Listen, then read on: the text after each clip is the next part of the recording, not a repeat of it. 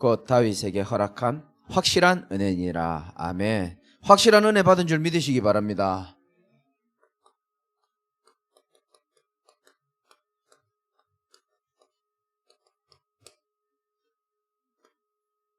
제가 참 좋아하는 단어가 확실이라는 단어를 참 좋아하거든요. 전도사 때 무속인 하려다가 예수 믿은 권사님 한 분 계시는데 그분이 저를 지나가면서 뭐 힘내라고 칭찬했겠죠. 다른 분에게. 우리 전도사님 복음 확실하잖아요. 이 말을 하는데 그렇게 기분이 좋더라고요. 나 그때 복음 확실하지도 않았거든요. 근데 복음 확실하다는 표현이 왜 그래 그 칭찬 중에 그렇게 기분이 좋은지 모르겠어요. 여러분 복음 확실한 제자 되시기 바랍니다. 뭘 하려면 확실해야 돼요. 제가 왜 이런 단어를 쓰냐면 태초에 인간을 속였던 마귀가 아담과 하와에게 메시지 확실하게 했습니다. 네가 그거 먹으면 선악과 먹으면 결코 죽지 않는다라고 확실하게 메시지했어요. 아니 마귀도 그렇게 확실히 메시지하는데 왜 우리가 확실하게 복음 가지고도 메시지를 못하며 믿음 고백을 못하겠습니까? 오늘 확실한 은혜 받으시기 바랍니다. 아멘도 확실하게 좀 하시기 바랍니다.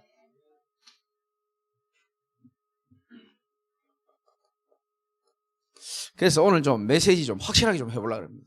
여러분 다 긴장하시기 바라고. 여러분의 이름이 막 튀어나올 수도 있고.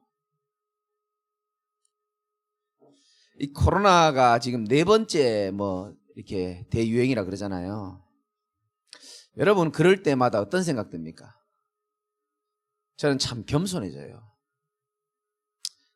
뭐 나라가 마음에 안 들고 정부가 하는 거 뭐 그거는 옛날부터 마음에 안 들었기 때문에 뭐 별로 그 신경 안 쓰고 그냥 내 스스로가 좀 겸손해지더라고요. 함께 예배를 드릴 수 없는 환경이잖아요. 어쨌든 간에 참 여러 가지 생각이 제가 많이 들거든요. 야, 성도들이 이렇게 얼굴 보면서 예배 드리는 게 이렇게 큰 축복이구나. 이걸 내가 많이 느껴요.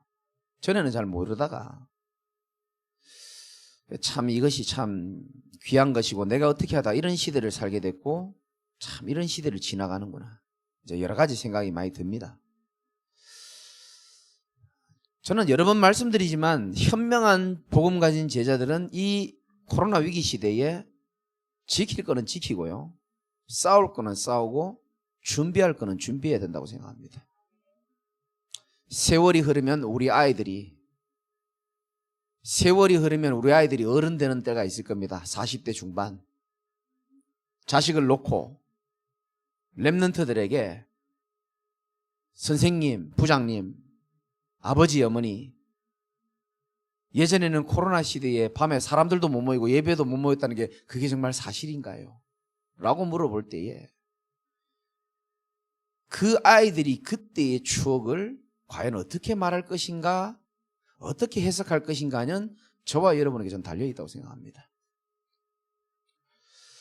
여러분 생각은 어떤지 모르겠지만 저는 우리 아이들에게, 우리 랩런트들에게 코로나, 우리 아버지는 그 당시 철저하게 조심했다. 전 지금도 조심합니다. 그런데 그런 이미지만 전달하고 싶지는 않아요. 우리 아버지는 그 속에서도 지킬 거는 지키면서 싸울 거는 싸우시더라. 우리 교회가 싸운 게 코로나가 뭐 4단계든 400단계든 상관없이 쉬지 않고 진행했던 게 바로 새벽기도였습니다. 왜? 기도로 싸워야 되겠다 생각했습니다.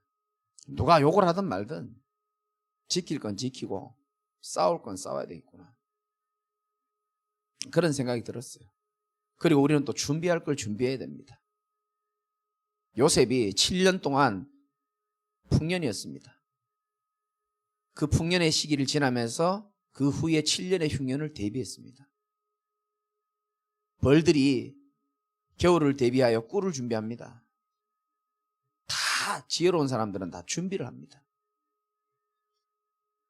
죽어가는 물고기는, 죽은 물고기는 물 흐름대로 그냥 떠내려가지만 살아있는 물고기는 물을 거슬러 올라갑니다. 지금 힘들다고 우리가 미래를 준비 안 할 수는 없습니다. 미래를 미리 보고 말씀 안에서 우리 자신을 더욱더 영적으로 여러분 멋있게 준비하는 그런 은혜가 있으시기 바라고 오늘 이 밤이 그런 밤이 되시기 바랍니다.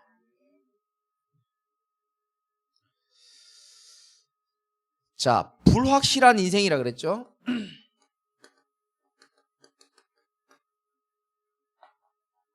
뭐가 불확실합니까? 모든 게 불확실해요. 어느 것 하나 확실한 게 없습니다. 그럼 확실한 건 뭐냐는 거죠.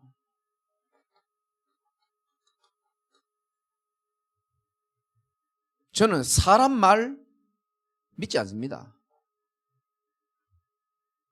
아무리 확실한 사람이라도 사람 말은 믿지 않아요. 절대 믿지 않습니다. 그리고 사람도 믿지 않고요. 세상의 유행, 흐름, 여러 가지 정보 전 믿지 않습니다. 오직 믿는 것은 성삼위 하나님과 하나님의 말씀만 확실합니다. 코로나 전염병이 올 거라고 성경은 이미 다 예언했습니다. 말씀은 정확하게 성취될 겁니다. 하나님 말씀은 살아있기 때문에. 푸른 마르고 꽃은 시들어도 여호와의 말씀은 영원히 서리라. 영원합니다. 하나님이 확실하고 하나님 말씀이 확실하고요.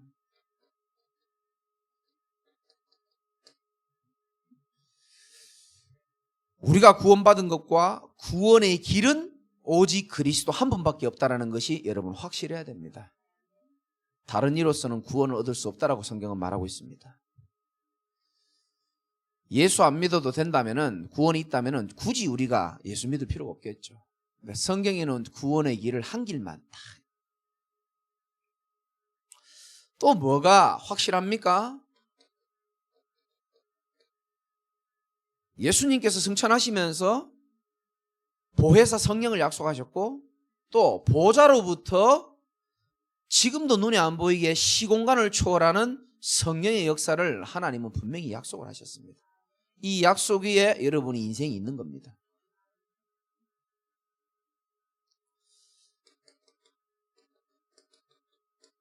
자, 우리가 받은 은혜가 그냥 은혜가 아니에요. 확실한 은혜요.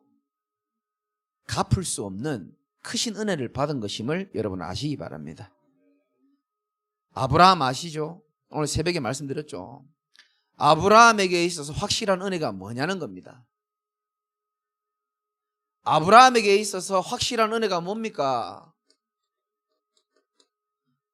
아브라함은 갈대아 우르에 살았는데 아브라함의 아버님이 우상장수였습니다. 우상을 깎아서 만들어서 파는 사람인데 돈을 많이 벌었어요. 아브라함은 굳이 갈대아 우르를 안 나와도 돼요. 아버지 하시는 그 업을 그대로 물려받으면 먹고 사는데 지장 없습니다. 잘 먹고 잘 살고 통장에 돈도 좀 있었겠죠. 그게 인생의 전부 다가 아닙니다. 아브라함에게 있어서 확실한 은혜가 뭡니까? 인생의 의미도 모르고 목적도 모르고 가치도 모르는 그 갈대아 우르에서 무엇을 먹을까 마실까 입을까, 조금 더 나은 집, 나은 옷, 나은 환경, 거기에 묶이지 아니하고 그 갈대아 우르에서 빠져나온 것, 구원받은 것이 확실한 은혜라고 저는 생각합니다. 여러분들 구원받은 것을 확실한 은혜로 삼으셔야 됩니다. 사람들은 구원에 관심이 없어요. 왜 관심이 없죠?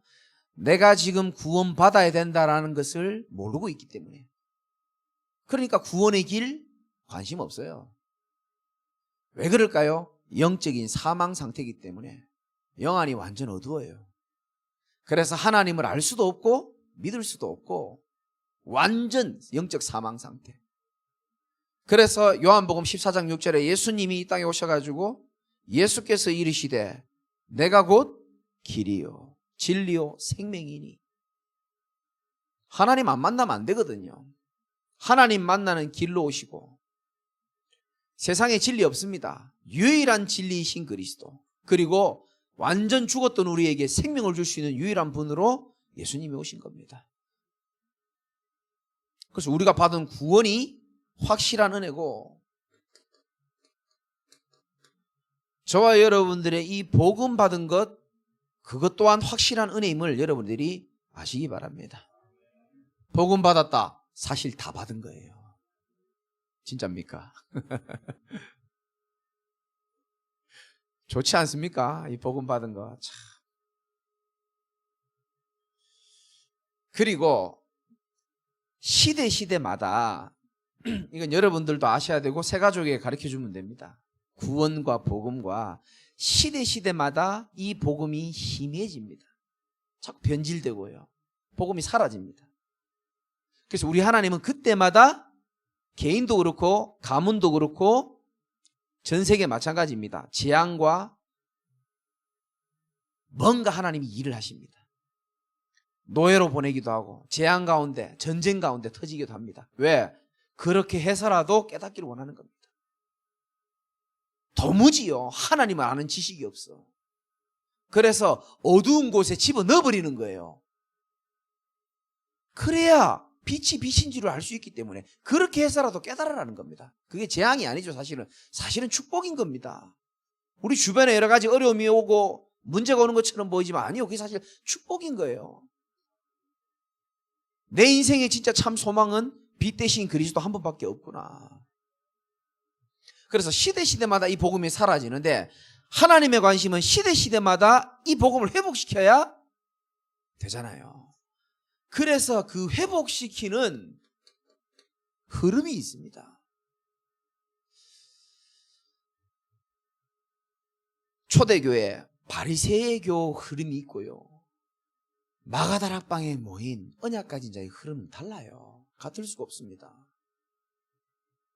종교인들의 흐름과 복음 가진 자들의 흐름, 언약 가진 자의 흐름이 다릅니다.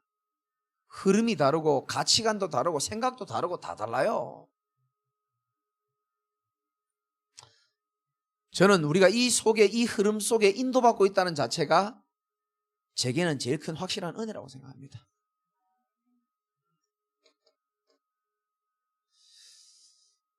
하나님은 이 응답을 누리는 자를 통하여 당신의 절대 목표를 이루어 가시는 게 확실합니다. 이사야 43장 13절에 내가 행하리니 누가 막으리요 그랬습니다. 하나님의 절대 목표는 하나님의 방법으로 하나님이 이루실 것입니다. 중요한 거는 내가 하는 일,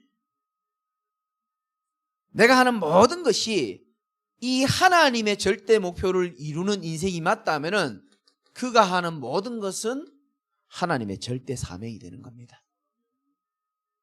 절대 목표와 절대 사명.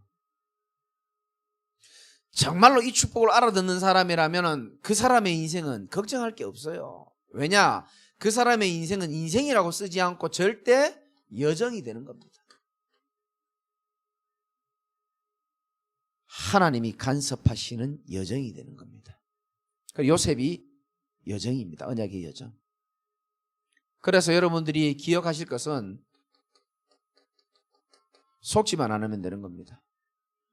내 모습 쳐다보면서 여러분 너무 낙심하면 안 돼요. 하나님은 내 모습 다 알고 나를 선택했고 하나님은 모자란 나를 통하여 강한 자를 부끄럽게 하실 수도 있습니다. 성경이 나옵니다. 지금 내 눈에 보이는 현실 거기에도 속으면 안 돼요. 나는 답이 없지만 하나님은 확실한 답을 갖고 계십니다. 이 말 알아들으셔야 됩니다. 그래서 속지 말라는 겁니다. 내가 답이 없다고 그게 답이 없는 게 아니고 나보다 생각이 더 크신 하나님은 나에 대한 확실한 계획, 확실한 답을 다 가지고 계시는 겁니다. 당신께서 이유가 있으시에요. 또 다 지나가고요. 그래서 제가 오늘 새벽에도 말씀드렸지만 속지만 않고요. 하나님의 것으로만 여러분들이 편집되시면 끝나는 겁니다. 아브라함이 창세기 12장 4절에 보면 말씀을 따라 갖고 오라는 성경 구절이 분명히 있습니다. 아브라함이 말씀을 따라간 건 사실입니다. 그런데 말씀으로 편집이 되진 않았어요. 말씀으로 각인이 돼서 말씀 따라간 게 아니에요. 말씀을 따라갔지만 그에 보이지 않는 내면의 영혼은 뭘로 편집되어 있습니까? 의식주입니다. 그러니까 말씀 따라갔는데 가나안 땅이 안 좋으니까, 말씀 따라갔는데 안 좋으니까 뭐가 튀어나옵니까? 편집된 게 올라오는 거예요. 이게 뭐야 이거. 안 좋아. 가나안 땅 이미 많은 족속들이 텃세가 있고 자리를 다 잡아놨단 말이에요. 아니다 싶은 거예요. 이거 도저히 못 있겠다 싶으니까 언약의 땅을 떠나기 시작합니다. 그래서 애굽으로 내려가지 않습니까?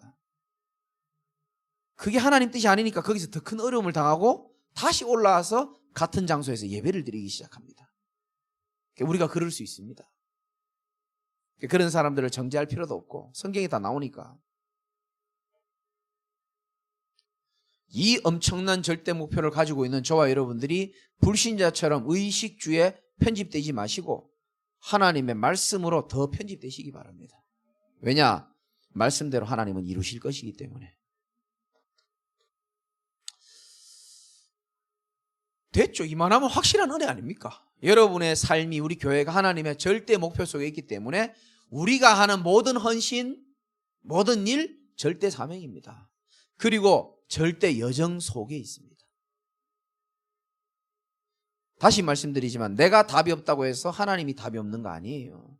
하나님은 다 갖고 계십니다. 생각도 갖고 계시고 이유도 갖고 계시고 답도 가지고 계세요. 계획도 갖고 계시고. 그러면서 이 중요한 축복을 이루기 위해서는 우리의 영적 상태가 중요하지 않습니까? 특히 말세에, 특히 코로나 시대에 히브리서 4장 16절이죠. 때를 따라 돕는 은혜를 얻기 위하여 은혜의 보좌 앞에 담대히 나아갈지라고 했습니다. 여기는 굉장히 중요한 메시지가 들어있죠. 하나님은 인간의 때마다 은혜를 주시는 분입니다. 정말이에요. 쓰러질 듯 하면 하나님 또 살려줘요. 우리의 연약함을 아시고 또 지나가게 하시고 또 위로해 주시고 또 힘을 넣어주시고 좀 교만할 만하면 하나님 또 꺾어주시고. 착각하지 마라. 네가 잘나서 된 거 아니야. 응답받는 거 아니야. 하나님 살짝 우리의 허리를 꺾어주시고 때를 따라 돕는 은혜를 하나님은 항상 주시고자 마음을 먹고 계시는 분입니다. 그래서 은혜의 보좌 앞에도 우리가 담대히 나아갈 수 있어야 됩니다.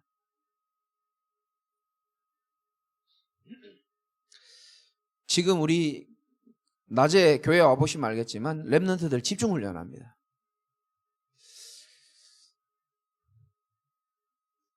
제 아는 목사님이랑 오늘 통화했는데 서울이 지금 어렵지 않냐. 와, 서울에서 개척하는 사람 너무 힘들겠다면서 저한테 위로를 하더라고요. 그 교회 어떻게 움직이고 있냐 그래. 지금 좀 있으면 집중훈련하니까 이제 교회 가봐야 된다 그랬죠. 네가 미쳤도다 이렇게 얘기하더라고요. 저보고 미쳤대요. 네가 담임 목사가 그걸 막아야지. 그 전도사들이 그런 거 하려고 그러면 막아야지. 이러더라고. 그걸 허락하면 어떡하냐 이러더라고. 사도행전 26장 24절에 보면 바울을 쳐다보면서 베스도 총독이 바울아 네가 미쳤다 이렇게 말합니다. 네가 미쳤어. 바울이 얘기하죠. 저는 미친 게 아닙니다. 여러분, 저는 유 목사님 복음에 미쳤다고 생각하거든요. 여러분, 복음에 미쳐야요 사단이 그때부터 미치기 시작하는 겁니다. 우리가요 진짜 올바른 거에는요 중독되고 미쳐야 되는 겁니다. 지금 그런 사람이 없어요. 시대 자체가 복음에 중독되고 복음에 올인하고 복음에 미친 그런 사람이 없어요. 요즘에 뭐 순교 정신이 있습니까? 그런 거 없어요. 왜? 말세 때는 사람들이 자기를 사랑하며 내 입장, 내 입맛, 내 형편, 내 감정, 내 이익 전부 그런 거밖에 몰라요. 누구 하나 복음을 위하여 그런 거 잘 없습니다.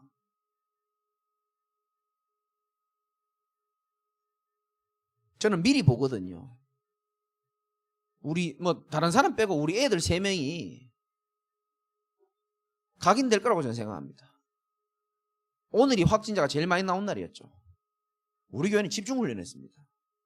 세월이 흐르면 아이들이 기억 남겠죠. 우리 아버지가 저지른 만행을. 여러분요, 아이들은 우리의 뒷모습을 봅니다. 저 인간이 왜 저런 일을 할까? 크면 생각을 해볼걸요. 싸운다는 게 뭔지 나중에 깨닫는 날이 저는 분명히 올 거라고 확신합니다. 지키는 게 뭔지, 준비하는 게 뭔지, 난 그들이 커서 후대들과 랩런트들 앞에 나는 할 말이 있어야 된다고 생각합니다. 그래서 우리를 보고 발판이라 그러는 거예요. 깔아줘야 됩니다. 그래서 제가 지금 원고인 없는데 우리 후대들과 랩런트들을 잘 해야 돼요. 완전히 내팽개치는 것도 저는 아니라고 생각하고요. 너무 부모가 너무 이렇게 자식에게 저거 하는 것도 저는 아니라고 생각합니다. 이 아이가 하나님 앞에 기도하고 인도받을 수 있도록 말씀을 듣고 생각하고 움직일 수 있도록 영적 자립심을 키워줘야 됩니다. 그것만큼 중요한 게 없어요.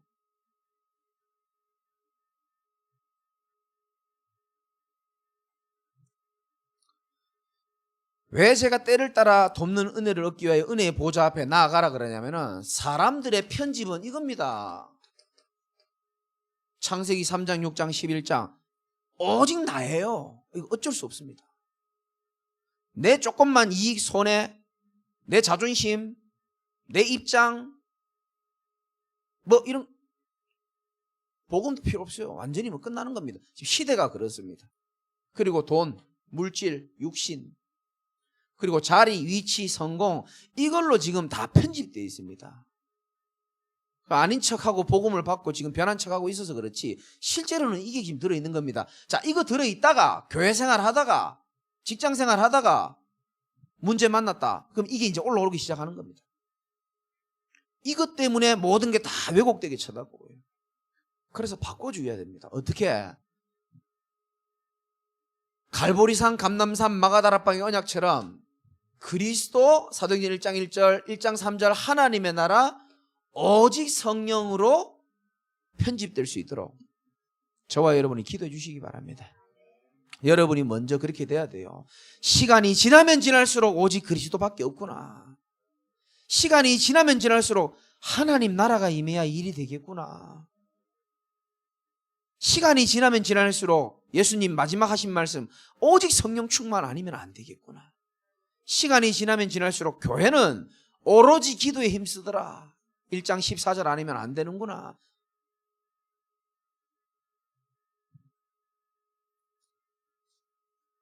그래서 하나님의 은혜 받는 걸 여러분 좀 소중하게 생각하시기 바랍니다.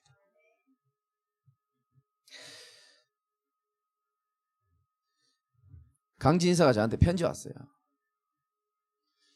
저한테 온 게 아니고 자기 누나에게 편지한 거를 어저께 밤에 사진을 찍어가지고 3장.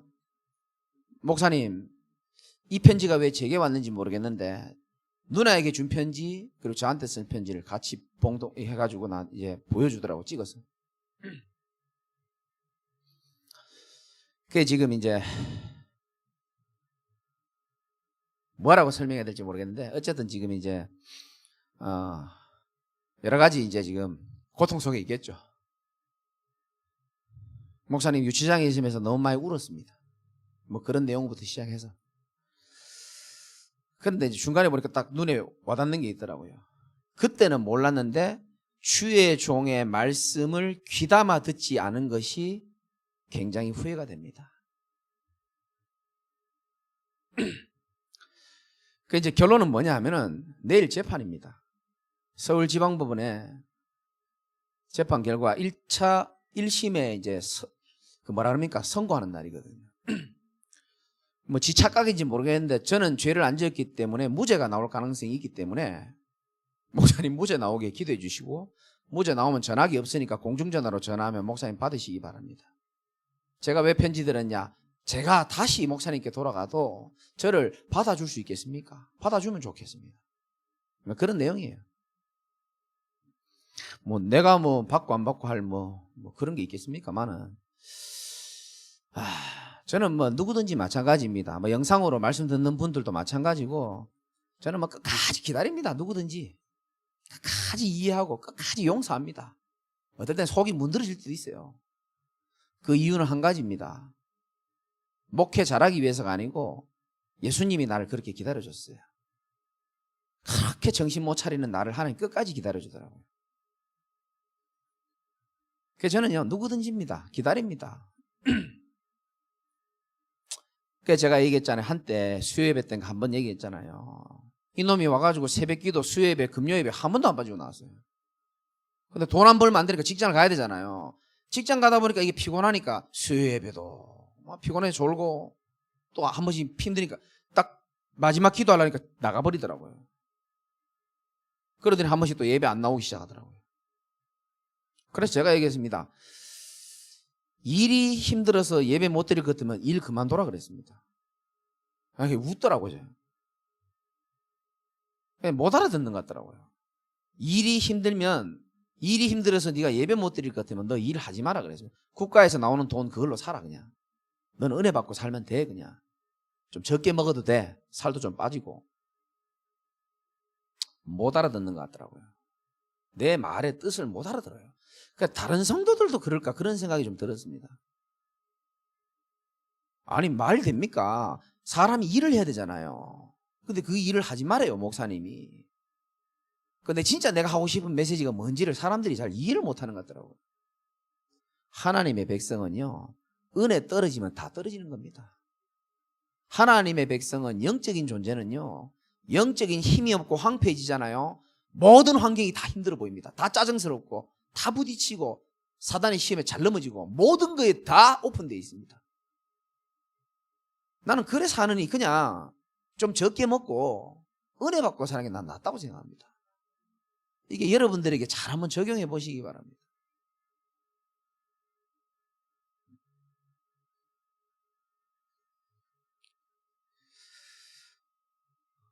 확실한 은혜 다 받았잖아요. 그렇죠? 우린 천국 갑니다. 그러면 가는 길에 하나님 알아서 여정을 인도하실 것 아닙니까? 중요한 건 이거예요. 이거 나의 상태입니다. 완전히 죽어가면서 가느냐 그 여정을, 아니면 다스리고 정복하며 하나님의 언약을 붙잡아가지고 가느냐, 다르죠.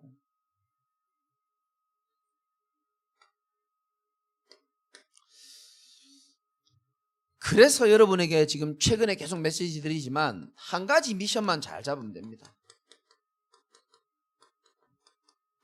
대충 편집되지 말고 확실하게 편집돼야 됩니다. 여러분에게 아주 쉽게 적용하기 위해서 이렇게 한번 메시지 해볼게요.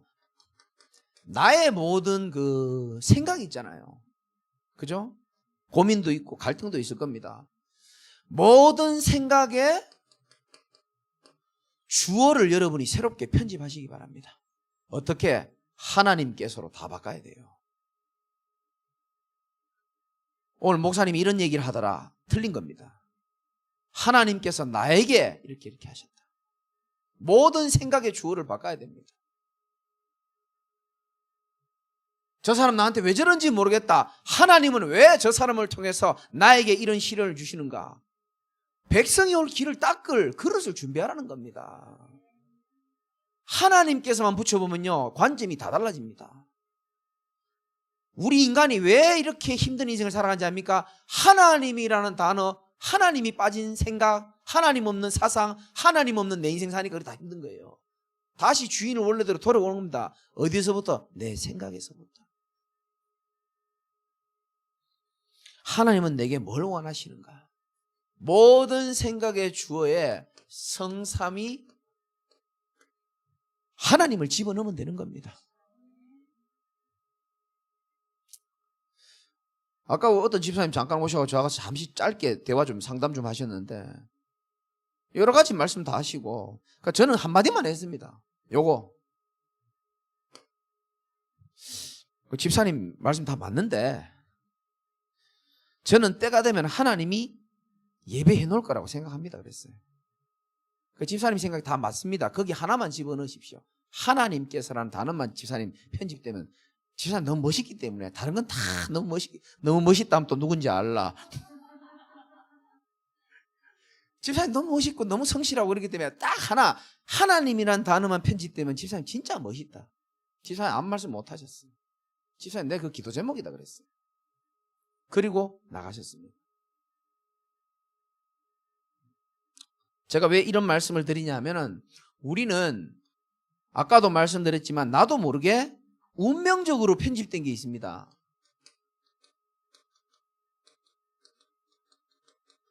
그게 창세기 3장, 6장, 11장입니다. 여러분 인정을 하든 안 하든 이 운명적인 데 상태에서 습관적으로 내게 편집된 게 있습니다.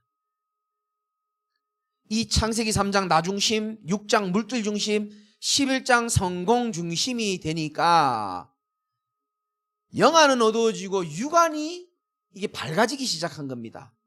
그러니까 육안이 밝아진다는 건 하나님 없는 상태가 되는 거거든요. 그러니까 습관적으로 내게 뭐가 편집된지 압니까? 여러분 마음 깊이 그 불안함이 깊이 있게 편집이 돼 있어요.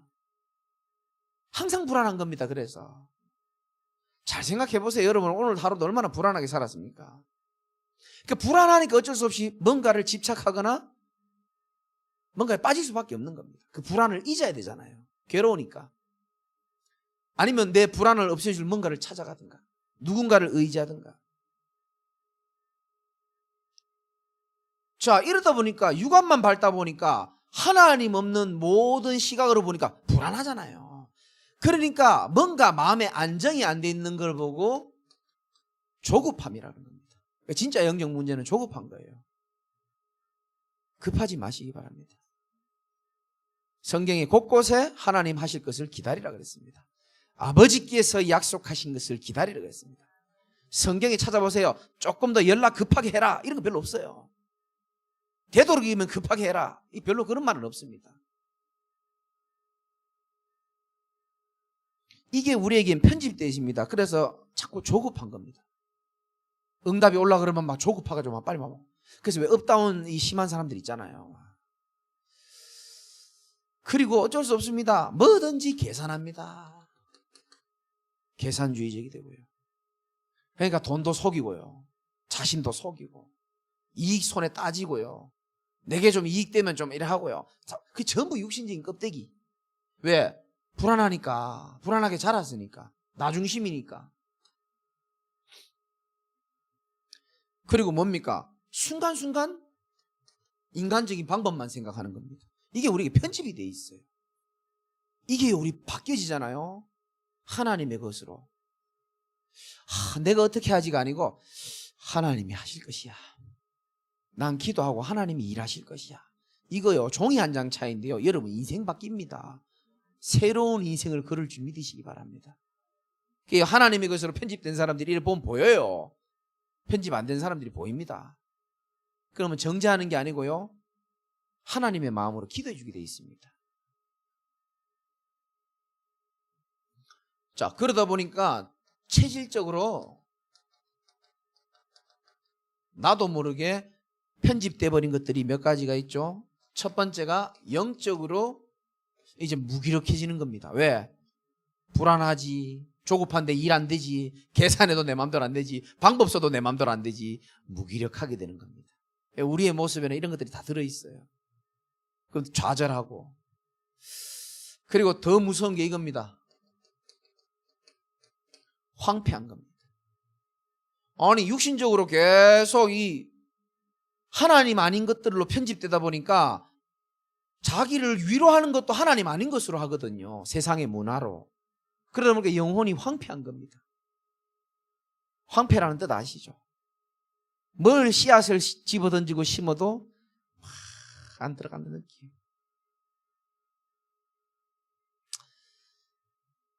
그리고 때로는 또 영적 문제가 또 주기적으로 반복적으로 오기 시작하고. 여러분 이 모든 것들을 하루아침에 끊는다는 것은 거짓말이지만 요거 하나부터 여러분 새롭게 편집하시기 바랍니다. 내 생각의 첫 번째 시작이 있죠. 문장의 첫 번째 시작. 영어로는 뭐라 그럽니까? 그거 바꿔주면 되는 거예요. 나로부터 시작한다. 틀린 겁니다. 하나님으로부터 시작하는 게 맞습니다. 모든 생각이 그래요. 그래서 하나님께 늘 질문하고요. 성령 인도 받으려고 기도하고. 성경은 다 그런 얘기입니다. 이게 굉장히요, 남의 옷처럼 어색하거든요. 근데 이게 내 옷이 되면 이게 더 편해요. 나중에는 훨씬 편합니다. 인본주의 쓰는 게 더 불편해요. 그 인본주의 쓰는 사람 이런 말 못 알아듣습니다. 근데 인본주의 쓰는 사람들은 이해 못하는 말이지만 하나님의 것으로 생각이 편집된 사람들은요, 오히려 계산하고 머리 쓰려고 더 불편합니다. 이게 안 맞아. 이게 확실한 편집 중에 첫 번째, 생각의 주어를 바꿉니다. 그리고 결국은 우리가 다른 게 없습니다. 여러분들을 인생 바꿀 수 있는 것은 생명의 말씀으로 편집되는 것이 가장 중요합니다.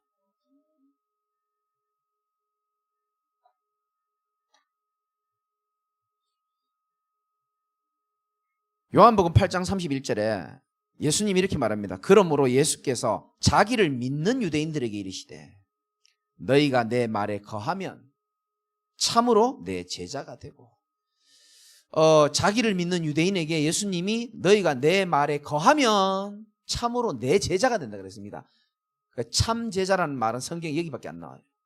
여기서 거하면의 뜻이 뭐냐면은 착 달라붙다 이런 뜻입니다. 써놓으세요.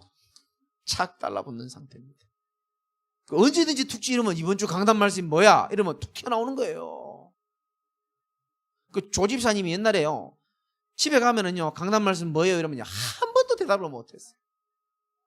야, 이건 예의가 아니다 싶더라고요. 근데 언젠가부터 단 한 번도 빠짐없이요, 강단 말씀을 정확하게, 오늘도 물어보니까 기억하시고, 정확하게 기억하시고. 그럼 신앙이 그냥 잘하는 게 아닙니다. 말씀에 거하면 참으로 내 제자가 되고.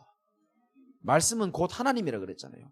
하나님이랑 늘 거하는데 사람이 안 살아난다면 거짓말인 거죠.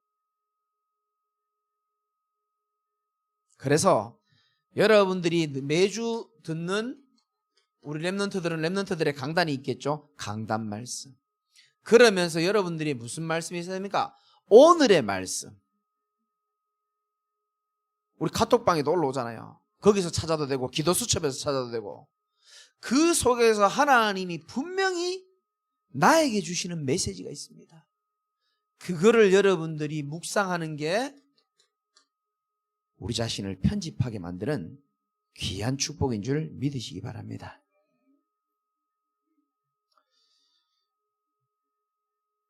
이거 중요합니다.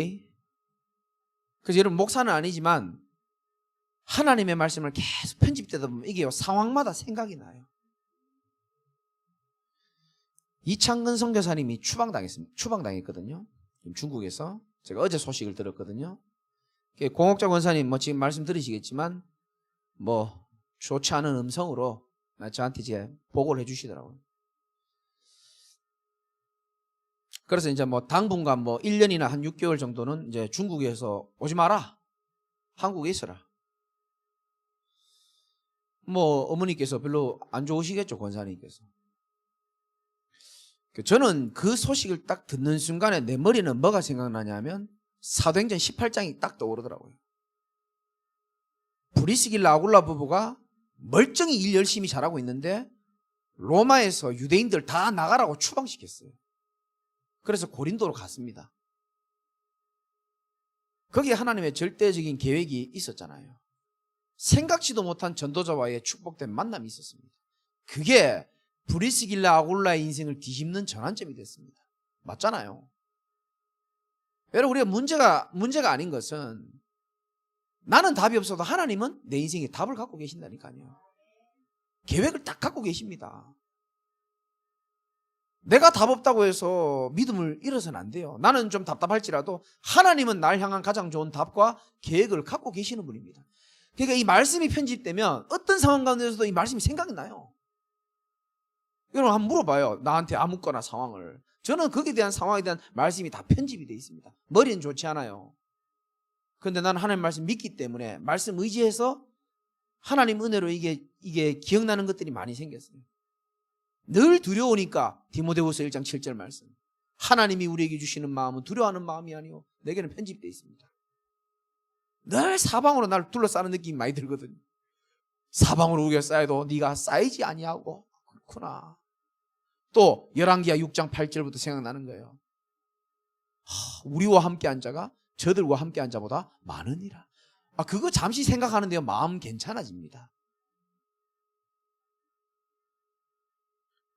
그래서 여러분 한 구절 한 구절을 내 걸로 만들어 버려야 돼요. 뺏기지 마시고 하나님 주신 선물입니다. 하나님 말씀. 그래서 이 밤에 여러분들이 아까 오래된 것들 제가 말씀드렸잖아요. 이 오래된 것들을 백성이 오를 길을 닦으라 그랬는데 이 편집하는 것 자체가 저는 백성이 올 길을 닦는 최고의 길이라고 생각합니다. 왜냐? 지금 메시지 흐름이 그러니까. 그렇죠. 보이는 것보다 보이지 않는 게 훨씬 더 중요하잖아요. 그래서 그 각인과 편집의 차이는 그겁니다.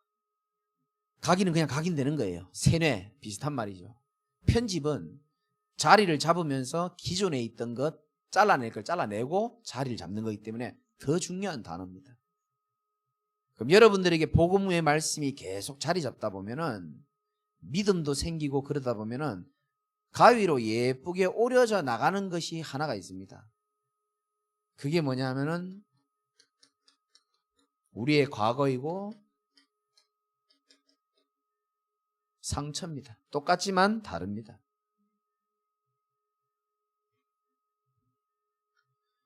요셉이 억울한 과거를 생각하면서 형들에게 복수하지 않았습니다. 형들이 창세기 45장 8절이죠. 5절에도 있고 형들이 나를 판 게 아니요 팔았잖아요. 팔았는데 판 게 아니다라고 말할 수 있는 게 그게 진짜 하나님 사람입니다. 와, 이건 아멘 해야 되는데 여기까지는 아닌가 보네. 팔았는데 판 게 아니다라고 얘기하는 게 요셉이었고 그게 저는 하나님 사람이라고 생각합니다. 봐요. 종철이가 내게 상처 준 게 있다 칩시다. 박종철 전도사가 내게 상처 준 것이 아니요. 하나님이 나를 백성이 올 길을 닦을 수 있는 그릇으로 나를 준비시켰다. 맞잖아요. 본인은 상처를 줬는지 모르겠지만 하나님께서라는 단어를 넣어서 보니까 그게 아닌 겁니다. 나는 마음이 상했지만 하나님은 나를 향한 다른 계획을 또 갖고 계신 거예요. 요셉이 그렇게 말한 겁니다. 형들이 나를 판 게 아니요. 정확하게 나옵니다. 하나님이 나를 이쪽으로 인도했다고 얘기합니다. 이게 아멘이 안 되어지면 여러분 신앙생활 힘들 거예요. 왜? 하나님의 절대적 주권을 인정하는 믿음이 있어야 현재적 하나님의 역사와 하나님의 섭리 인정할 수 있게 되거든요. 그래야 미래 걱정하지 않고 살 수 있는 누림이 되어지기 시작합니다. 여기 순서입니다. 어떻게 보면. 그래서 과거부터 해결받아야 되는 겁니다. 그래서 제가 개척하면서 제일 먼저 한 설교가 그거예요. 이전 일을 기억하지 말아라. 보라, 하나님께서 새 일을 행하실 것이다.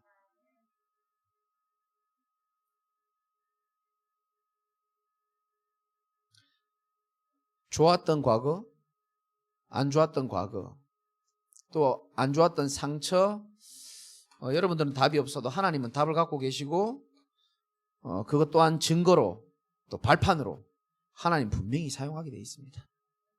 제가 많은 목사님들 만나보면 또 중직자들 만나보면 야, 내가 겪었던 그 크고 작은 문제들요 하나도 버릴 게 없더라고요. 전부 다 내가 당한 문제, 내가 어려움 겪었던 거요 똑같이 당하고 있어요. 나는 그거 다 말해주고요. 그럼 나는 어디서 보상받느냐? 하나님이 나를 보상해 주시더라고요. 이건 맛을 봐야 맛을 보는데.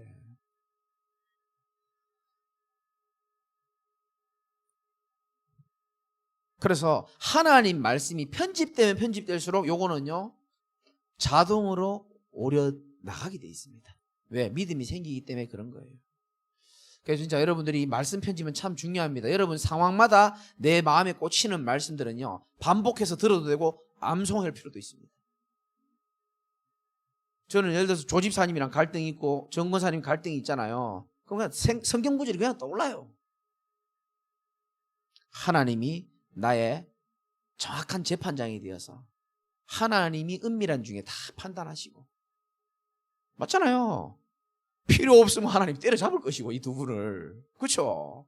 필요하다면 또 함께 갈 것이고, 하나님이 살아계시는데 모든 것을 하나님 정확하게요, 은밀한 중에 정확하게 심판 다 하십니다. 알아서 다 하십니다. 그걸 내가 신경 쓰면 머리 아파, 머리 쉽니다. 왜 내가 조집사님 때문에 정권사님, 내가 왜 이 사람 때문에 왜 스트레스 받겠습니까? 손해볼 필요 없어요. 이 중요한 절대 목표와 여정을 이룰 아름다운 보배롭고 존귀한 인생으로 부름받았는데, 맞잖아요.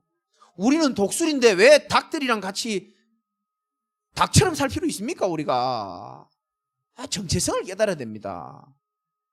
그 닭들이 가진 벼슬 그런 거 불안할 필요 없어요. 날지도 못하는데. 완전히 다르다니까요. 그래서 이런 거 전부 여러분 다 버리시기 바라고, 하나님의 것으로 편집되시기를 주님의 이름으로 축원드립니다. 결론입니다.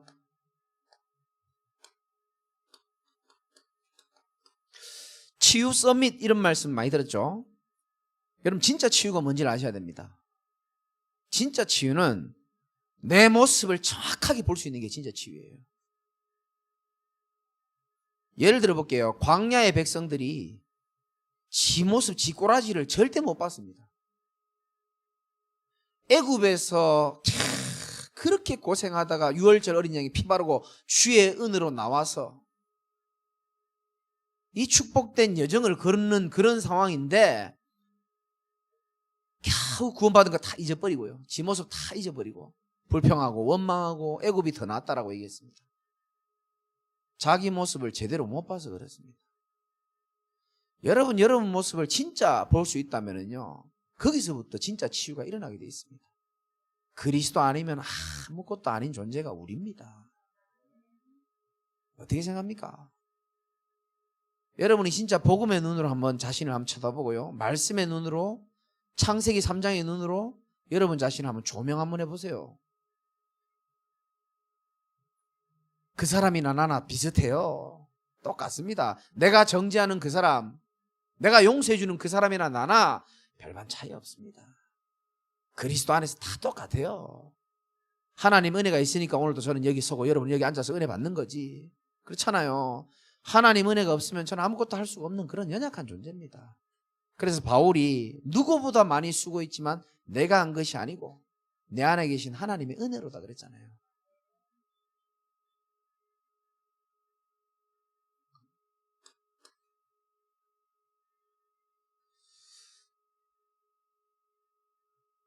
그리고 저와 여러분들이 확실한 은혜라는 말씀 받았는데,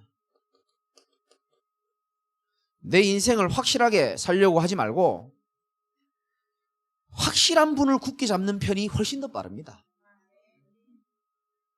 확실하지도 않은 사람의 말 붙들고 불안하게 살지 말고 확실한 하나님의 말씀을 붙잡고 사는 게 훨씬 더 빠릅니다. 잠시 눈에 안 보이는 것 같아요. 그러나 하나님의 말씀은 정확하게 성취되게 되어 있습니다.